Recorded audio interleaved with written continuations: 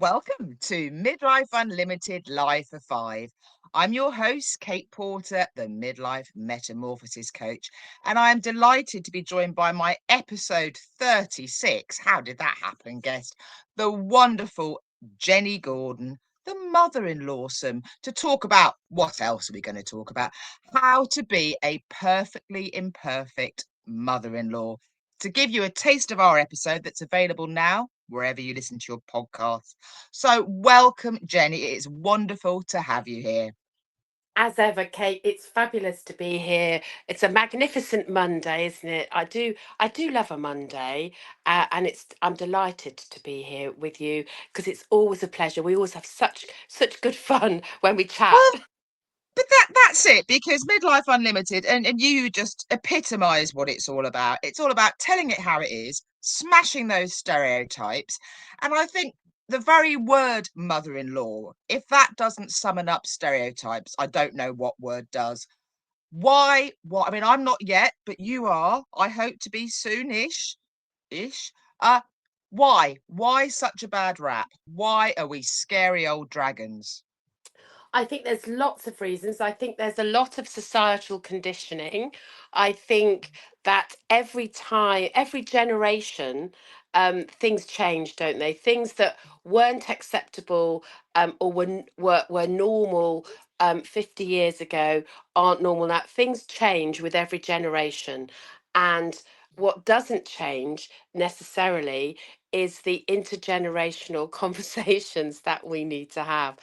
So, those formal kind of hierarchical structures of conversations, of the way that we talk to each other, that as an elder, we think we know all the answers.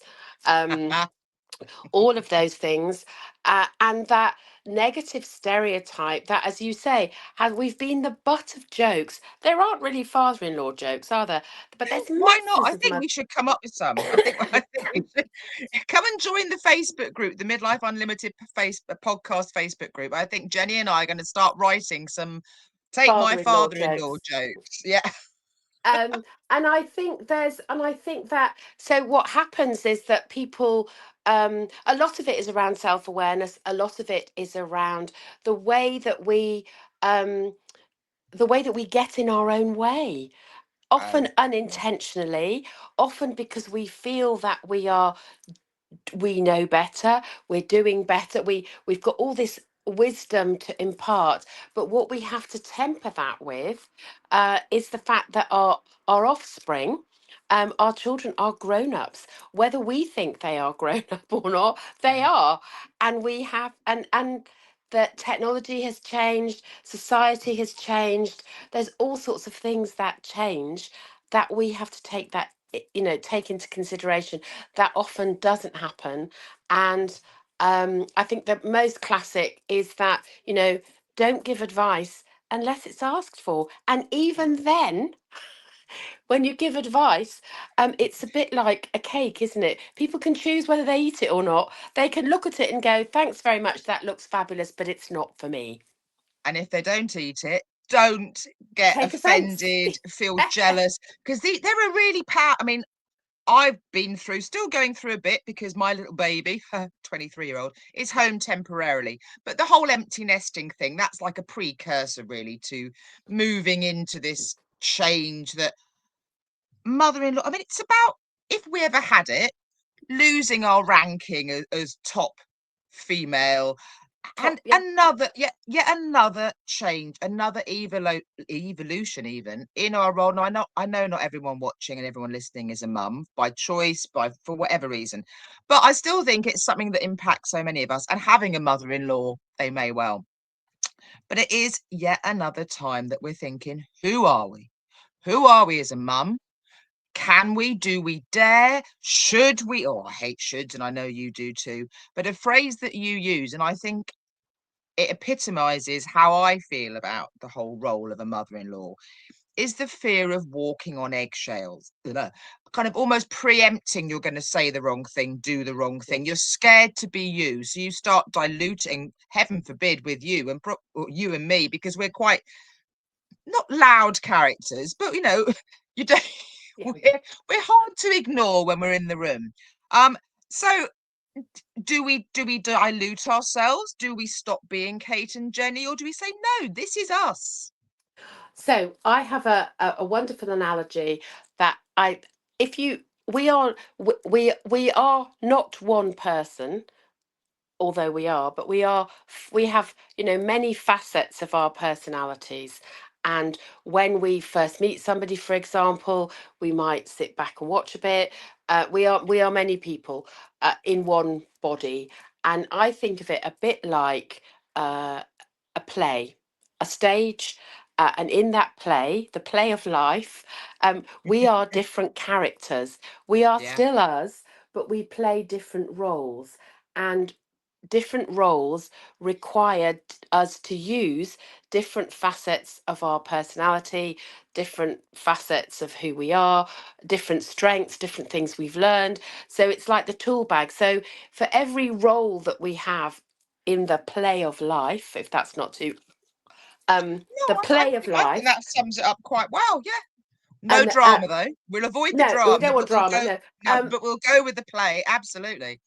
so we use in different roles, we draw on different strengths and different parts of who we are, and we bring them to the fore. It's not that we're not being real, because I absolutely, as you know, feel very strongly about keeping it real, Oh, but me we are too. using different facets of our personality to ease the conversations that we have and to ease the relationship.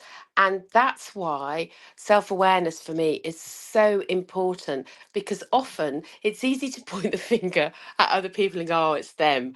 And then you go, Yeah, oh, yes, but what's my part? What did I do? So if I've gone in all guns blazing to a situation, where I'm, I don't know, positive and jolly and outgoing, yeah, and they're feeling really overwhelmed by the thought of, and I've been in situations where people have said, really good friends. um I had a friend who I've known since I was at school, so we've been friends a long time, and he'd fallen in love with this fabulous woman, and they were going to get married, and I was meeting her for the first time.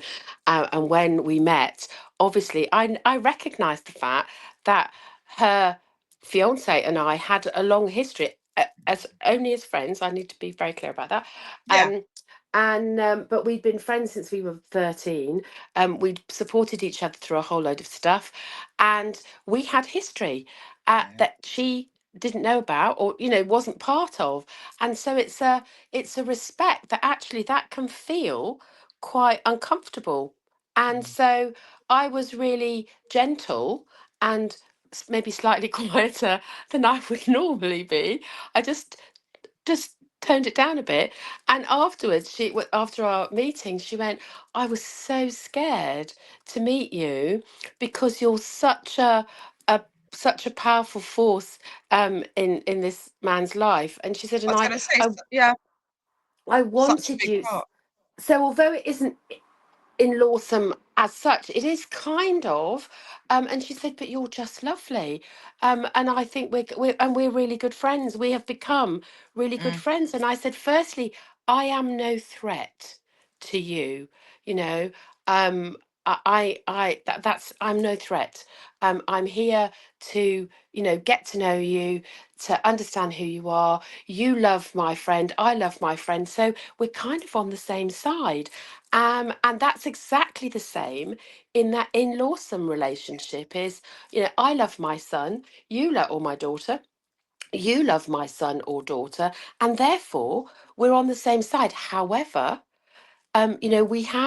we have different roles, and my role as the mother is to step back, and let you create what is your normal, what's normal for you, and how you want to be, and you invite me into that space, um, as and when, and we work it through together, so that we've got a respectful, mutually loving, uh, great place to hang out. And actually, when it works, it is awesome. It's magnificent.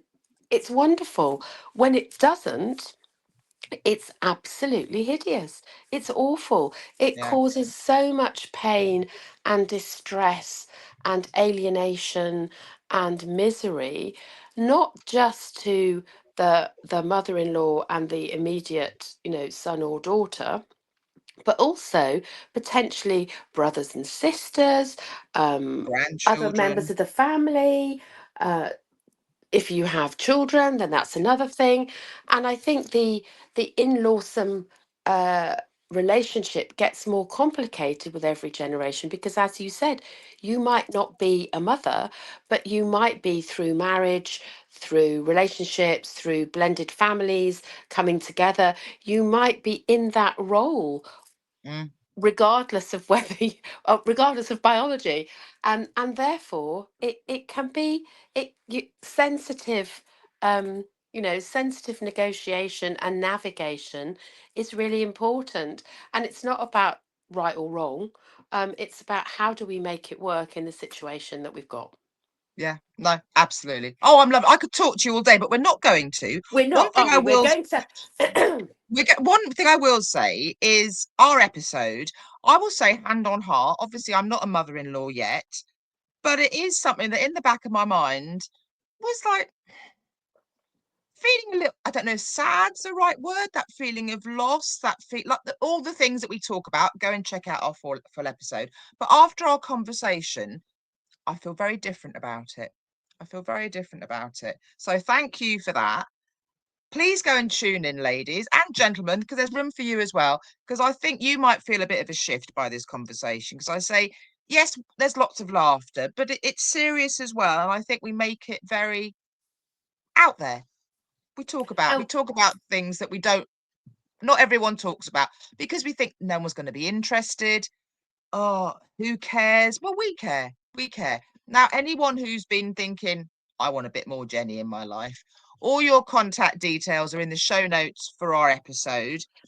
It's a link to your link tree. For some reason, the other day, your direct link to your website was playing up a bit. But if you can't get that to work, listeners and viewers, just go through Jenny's link tree that's just below it. And she's on the Midlife Unlimited podcast website, her guest profile, where you'll also find all my details, details of the Facebook group that I mentioned earlier, and of my midlife metamorphosis. There's quite a juicy offer, and there's another one coming up. Anyone facing empty nesting, keep your eyes out because I've got a new offer coming. Thank you, Jenny. Thank you. We've gone over the 5, and I don't care because I could talk to you all day.